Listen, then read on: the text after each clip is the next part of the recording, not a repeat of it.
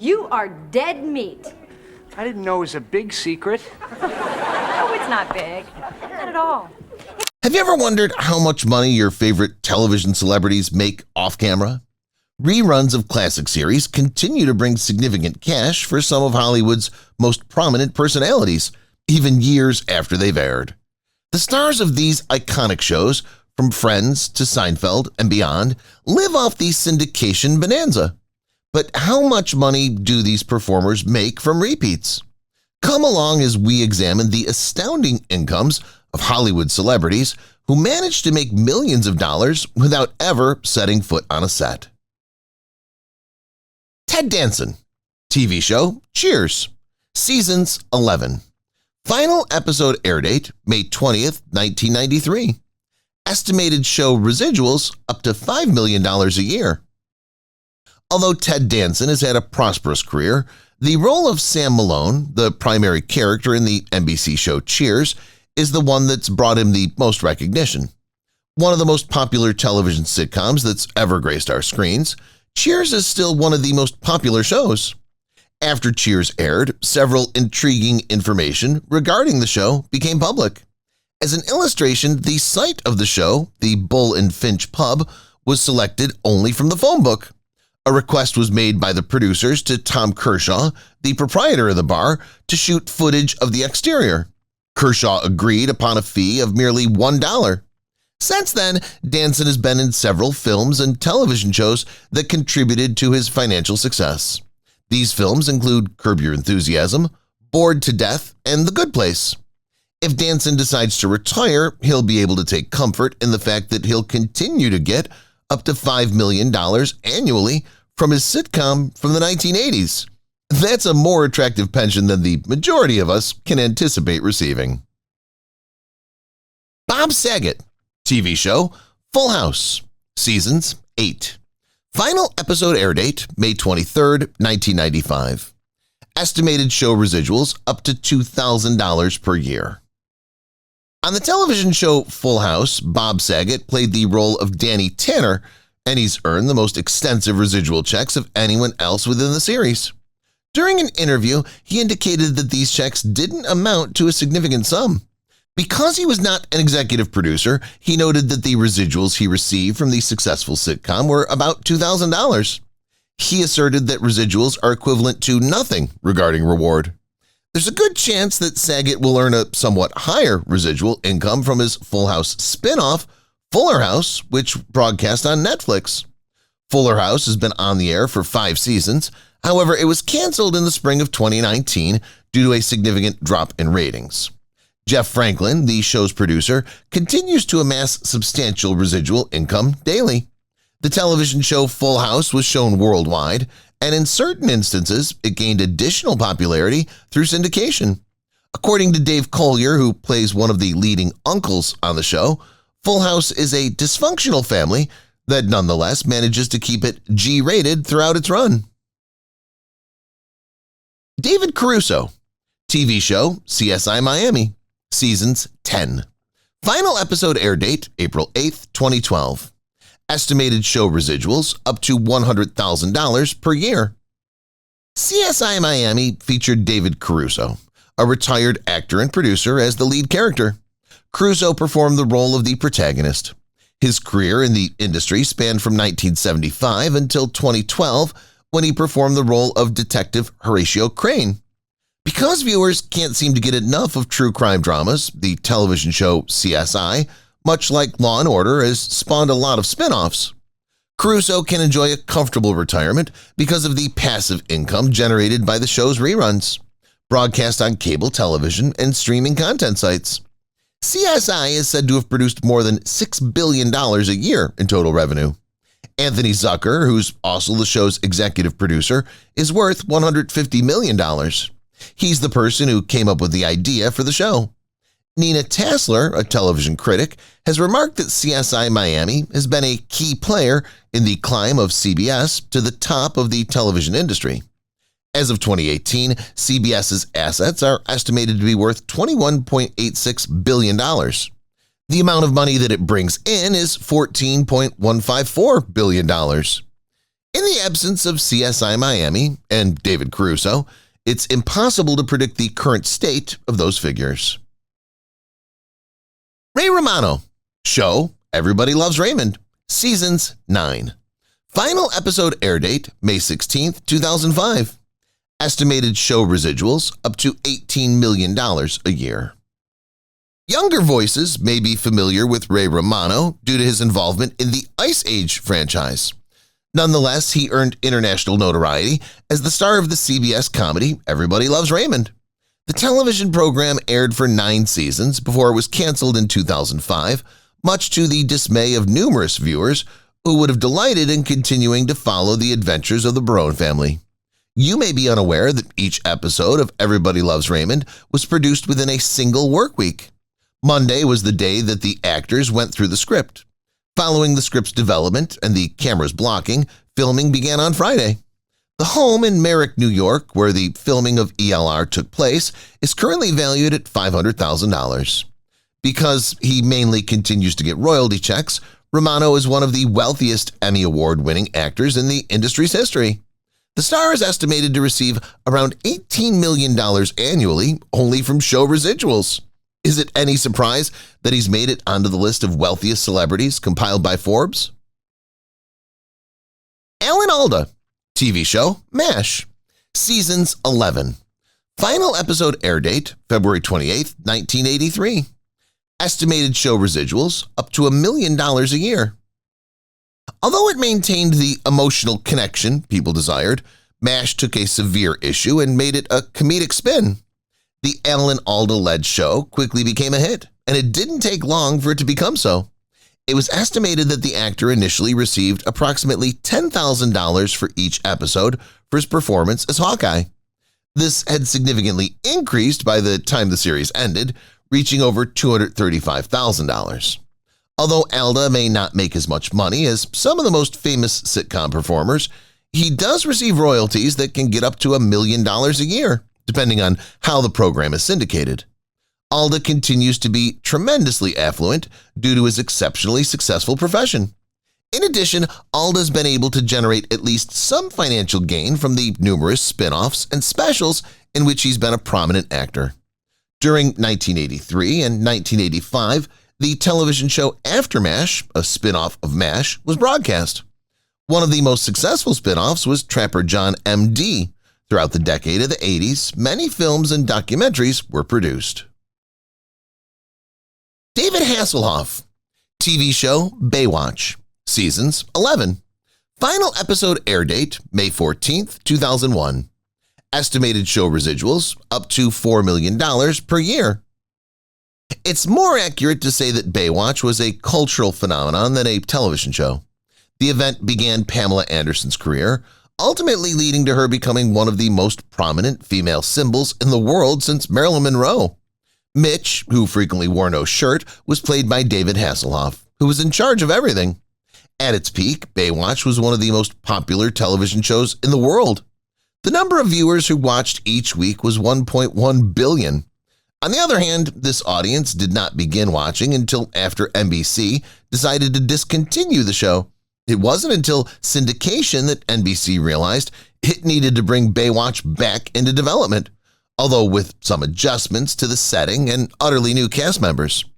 Baywatch may not be replayed as frequently as other episodes, but that doesn't imply that Hasselhoff does not still receive a significant amount of money from the popular series. Since he patrols the beach, the Hoff has the potential to earn almost $4 million annually. The actor also appeared in a cameo capacity in the film adaptation of the franchise released in 2017. Betty White, TV show The Golden Girls, Seasons 7. Final episode air date, May 9, 1992. Estimated show residuals up to $3 million a year. In many respects, The Golden Girls was a show decades ahead. Even though it was the early 1990s, Beatrice Arthur, Betty White, Rue McClanahan, and Estelle Getty were not shy about discussing aspects of womanhood. The show continues to be relevant even after all these years because of the brilliant acting talent and the clever storyline. Betty White passed just before her 100th birthday and was a legendary figure. Although the actress may have slowed down her career in her later years, the fact that she continued to work on The Golden Girls helped her maintain a young appearance in terms of her financial balance, which receives infusions of $3 million annually. Brentwood, California is the location of the home that the Golden Girls called home. With a price tag of $3 million, this home was the one that was featured in the opening song, Thank You for Being a Friend. It was put up for sale in 2020. The original house used until the third season was destroyed by a hurricane, even though the show displayed the property's address as being in Miami. Jim Parsons, TV show The Big Bang Theory, Seasons 12. Final episode air date, May 16, 2019. Estimated show residuals up to $10 million a year. As Sheldon Cooper, the eccentric genius who delivered witty one-liners without trying, Jim Parsons earned a name for himself in the entertainment industry. Along with his co-stars Johnny Galecki and Kelly Cuoco, he became a well-known figure due to his role in The Big Bang Theory. During the last season, Parsons made $900,000 for each show episode. The beginning of his income was not like that at all. He made a maximum of $60,000 every episode for the show's first 3 seasons. When it came time for the 4th season, Parsons and his co-stars renegotiated their contracts and agreed to pay $200,000 per episode for the 4th season. After that, their pay increased by $50,000 per episode for each new season. Considering the time the program was on the air and its success, Parsons may anticipate bringing in an astonishing $10 million annually from various replays. It's a foregone conclusion that the celebrity will never have to sing for his supper, even if these offers cease coming in. It's highly improbable because channels compete to take possession of the rights. David Schwimmer, TV show Friends, Seasons 10. Final episode air date, May 6, 2004. Estimated show residuals, up to $20 million per year. David Schwimmer, who portrayed Ross on Friends, still receives checks for $20 million due to his role in the show. He's had a great career after acting in Madagascar, American Crime Story, and The Laundromat, a movie on Netflix, in which Schwimmer also appears with Meryl Streep. Schwimmer was a much-loved part of the cast from the beginning. It was on September 22, 1994, when Schwimmer appeared in his debut episode of Friends, and he was present for the show's final episode as one of the original 6 members of the cast. In the episode, he played the role of a paleontology professor who could not find love. The phrase, "we were on a break," is without a doubt the most famous line. The filming location was the renowned Warner Brothers studio in Burbank, California. The hit sitcom was ranking among the top 10 in television ratings for each of its 10 seasons. The conclusion of the Friends television series amassed 52.5 million viewers, making it the 5th most watched conclusion in the annals of television history. Without a doubt, the residuals are pretty substantial. Ed O'Neill, TV show Married with Children, Seasons 11. Final episode air date, June 9, 1997. Estimated show residuals up to $10 million a year. Even while Ed O'Neill is more well-known for his part as Jay in the television show Modern Family, this isn't the first time he's done something similar. While playing the role of Al Bundy in the popular sitcom Married with Children, which ran from 1987 to 1997, the actor garnered global recognition for his performance. Along with Katie Sagal, O'Neill made his way into the living rooms of millions of families and their hearts. The gags featured in Married with Children constantly made news since they were ahead of their time. It was not until advertisers started withdrawing their support after just one episode that Married with Children began to rein it in. This was because the show didn't want to risk losing the cash it received from advertisements. The show's DVD must be purchased to view specific episodes that weren't broadcast. O'Neill is more fortunate than some actors grappling with the challenge of regaining the success they once enjoyed. He's estimated to bring in approximately $10 million annually from the repeats of Married with Children. The recently concluded season of Modern Family is expected to surpass that amount, making him an even wealthier individual than he already is. Matt LeBlanc, TV show Friends, Seasons 10. Final episode air date, May 6, 2004.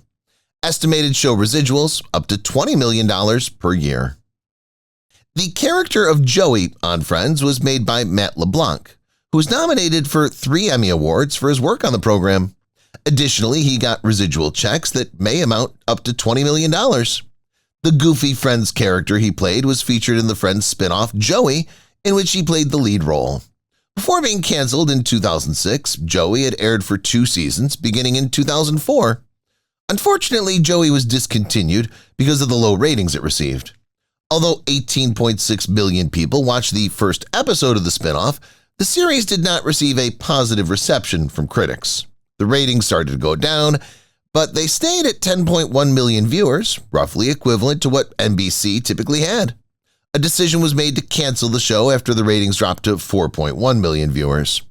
46 episodes were produced for the spinoff, 8 of which were not broadcast on NBC. NBC decided not to spend the airtime on the spinoff since its ratings were so low that they were embarrassing. A new project by LeBlanc titled Man with a Plan is currently available for purchase. Jennifer Aniston, TV show Friends, seasons 10. Final episode air date May 6, 2004. Estimated show residuals up to $20 million a year. Friends is, without a doubt, one of the most well-liked television shows everyone's ever watched. Jennifer Aniston has had the most successful career since the series, although she was responsible for producing members of the Hollywood A-list. The actress has been in several films, many of which have contributed to the accumulation of a fortune that exceeds $240 million. Even if Jen's circumstances become difficult and she suddenly finds herself without a job, she'll be able to anticipate receiving a massive annual check of $20 million in dividends from the blockbuster show produced by Warner Brothers. Reportedly, the network gets more than $1 billion annually for the popular comedy.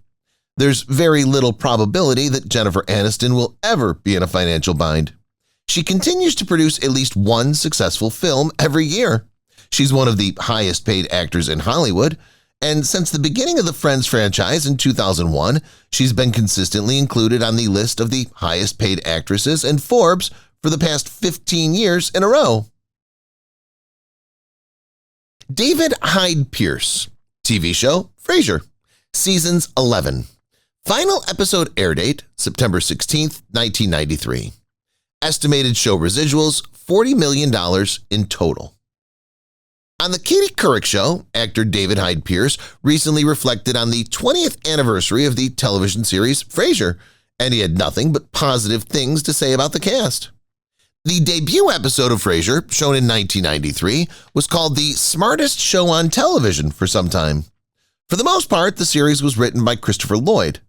As the television show Frasier has been taken off the air, more and more information regarding the show's production is being revealed, including one that pertains to Kelsey Grammer and David Hyde Pierce.